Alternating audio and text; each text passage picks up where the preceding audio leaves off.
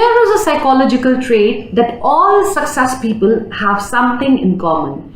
Gates has signed it, and NASA uses it as a criteria for choosing potential system engineers.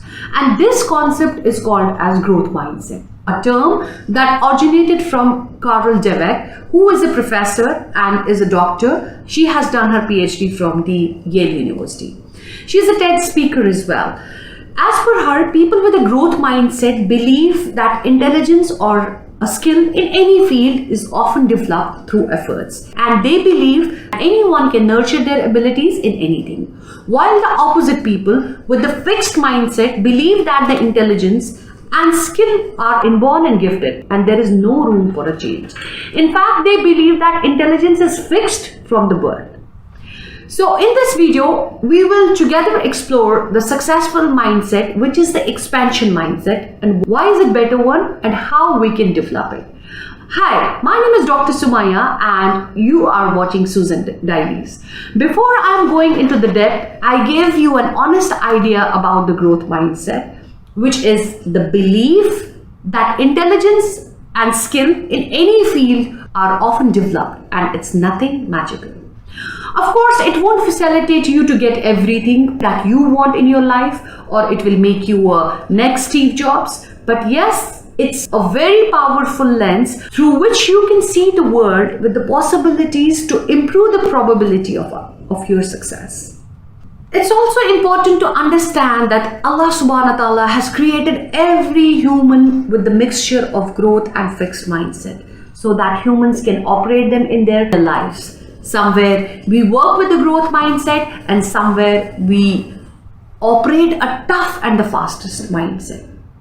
Just to understand, I want you to think that both mindsets are just like a pair of glasses. Some people use growth glasses more often and others use fixed glasses more.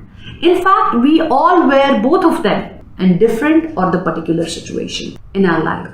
So it's good if we try to wear growth glasses much more frequently than the fixed. If we look at the neurosciences, as we all are very well aware that the world is working on the research and the facts, then there are a lot of research that suggests that people with the growth mindset are more successful, and thus I am going to give you the examples of such research.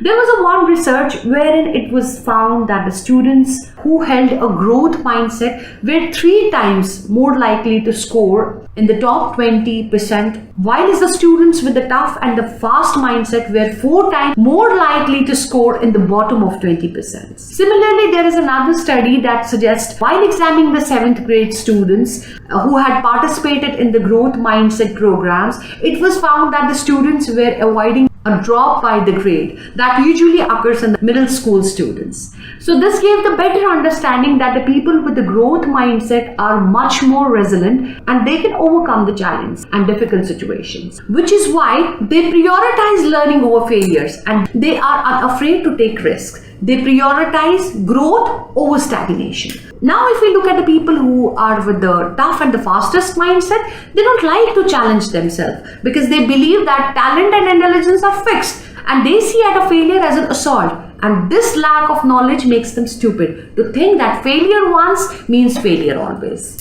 Now, in contrast, if we look at the people with the growth mindset, they have the room for the transformation and they are always in the state of flux as they don't attach their identity to results. Instead, they specialize in the process of growth and learning. Thanks to Quran and the field of neurosciences that has proven that the brain can continue to learn until the day we die. But still there are the folks who deny that the growth mindset seems to map nicely onto reality. But if we understand with the constant diligence and the smart work within the perseverance, despite obstacles, we can discover being successful. Therefore, the expansion mindset, which is the growth mindset, seems to be far more accurate view of reality than the fixed mindset.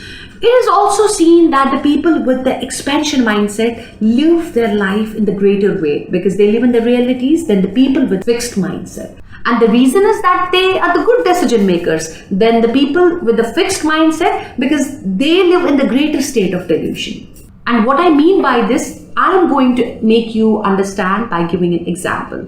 Imagine we have two women entrepreneurs, wherein one features growth mindset and one has a fixed mindset. And both of them are in the first stage of their entrepreneur journey. And suddenly they both encounter some kind of problems wherein they are forced to form a decision. The one with the fixed mindset sees the long and the painful journey ahead. And for her, the journey is what matters, then the result. Her belief is that entrepreneurship should come easy for the people who are destined for it. So what she does is that she decides to quit. Now if we look at the other lady who is with a growth mindset, sees the long and the painful journey ahead of her and she smiles because the journey is the way for her. The journey is what matters. A touch like the 7th grade students, she accepts the long and the painful path as her guide. She allows herself to mold into the person she must become, to understand the results she desires, and she decides to persist. Looking at the both women entrepreneurs, most people would agree that the lady entrepreneur with the growth mindset has a great understanding of the reality and her decision is good. From this, we understand things can definitely take time, but we need to put effort, strategies to understand. And it's often difficult to put that fixed kind of thinking into the practice. That's the reason we should develop a growth mindset. Now the question is how we can do it.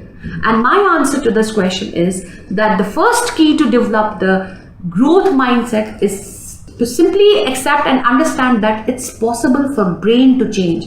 And again, thanks to Almighty and neurosciences who have shown us from the research that our brains aren't fixed and in fact they're very much malleable and we can train our brains. We can always grow and learn new skills. Now let me take another example. There was a study found that the taxi cab drivers develop more gray matters in their brain, which helps them to navigate more effectively in the large cities.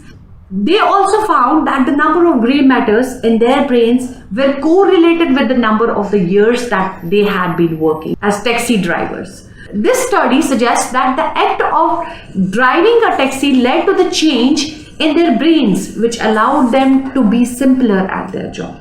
Now the second key to specialize in the process over the result is appreciation. Now Devik has rightly said here that we should always praise others for their efforts and their processes rather than praising them for their results. For example, it's always good to say your child, you really studied very well in your exams and you really worked hard and see, it paid off.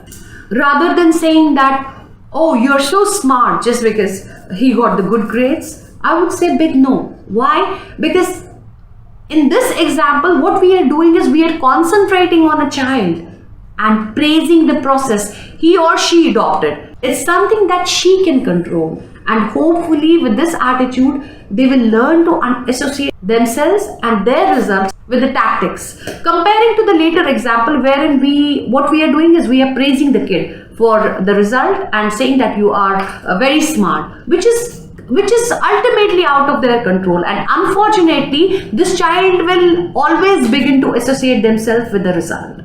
And realistically, it's important to understand that it's not so easy to pass growth mindset to others by simply telling someone that they are hard workers or they just need to put efforts. But it's very important to internalize that. With this, they are going to change their results by changing their process. So they need to know how to effectively create a process, alter it, and produce the results from that process. In this case, my solution to this problem is to maintain records. Let me give you an example. Pick up an activity that you simply want to get really good at. For example, let's say I might like to get good at making myself healthy. So I'll put a record, write down the process and maintain that lifestyle book or maintain that record. I would list out the steps and put the quantifiable measurements to many things as I can do it. For example, my process might appear as if I will go for the morning walk, I will intake 1500 calories every day, my screen time hours with breaks, gymming for half an hour each day. So what I'm mentioning is that my process has been solidified and everything has been quantified. Now I would like to designate a result that I'm looking for, and I need a target to aim at. Let's say that I'm trying to seek out weight loss or maybe higher kg reduction than previously. When I compare past, I compare it with my goal. If it's working, well and good. But if it is not working, still I can alter the parts of it so that I can even do better. Or maybe I can try to optimize it, because it keeps my mind focused on the changeable process. In this way, my results are measured and I paid attention to only as an indicator of how well my process works. The method either works as intended or it doesn't, but it says nothing to me as a person. And realistically, the process is always malleable. It's not that it doesn't work, but it's that it doesn't work yet. In order to move it further, I can seek the recommendations from the experts, maybe from the doctor, or maybe from the people who were in the same position or who have done something to achieve the results. I can ask them about the process and I can see how mine measures up so that I can adopt the identical or the other measurable processes. Also, maybe I can read the books about the people whom I admire, or just to find out the details about their processes so that I can incorporate in my own. Lastly, I would recommend challenging your things, which is very important because it gives an opportunity to foster a growth mindset. It helps us to step out of our comfort zone, because comfort always causes us to believe that their success is due to the innate talent, because everything comes very easily to them. But if you ask them, they are going to give you that how they have worked. So now you recognize the expansion mindset and why is it important, but there are some of the ideas wherein we can develop it and structure our mind. Being realistic, it takes plenty of efforts to develop that. It's a battle, to avoid falling into the fixed mindset. People will say certain things or things will happen that triggers a tough and the fastest mindset, and maybe in one of us. But it's important to notice when this is happening, try to avoid getting fixed in the place. With the quote from the Carol Dweck, who is basically my inspiration, she says that the path of growth mindset it's always a lifelong journey. It's not a proclamation. So I will be talking about the growth mindsets. I'll be talking about the other things. So keep watching my second video.